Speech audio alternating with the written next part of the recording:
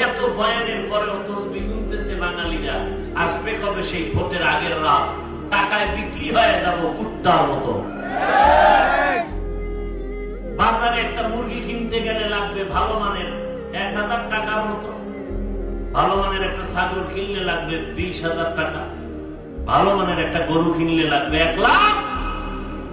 সোনার বাংলার আশরাফুল মখলুকেরা বিক্রি হবে ভোটের আগের রাতে বাজার দরে 500 টাকা। তার মানে ছাগলের দামেও নাই, ও ছাগলের চেয়েও খারাপ, গরুর চেয়ে খারাপ, শুকর চেয়ে খারাপ, কুকুর চেয়ে খারাপ। টাকায় কুকুর বিক্রি হয়, পশু বিক্রি হয়, অমানুষ বিক্রি হয়, মানুষ টাকায় বিক্রি হতে পারে না। যারা টাকায় বিক্রি হবে ভোটের আগের রাত্রে, ওরা মানুষ না, ওরা অমানুষ। আল্লাহ কোরআনে কি বলছেন?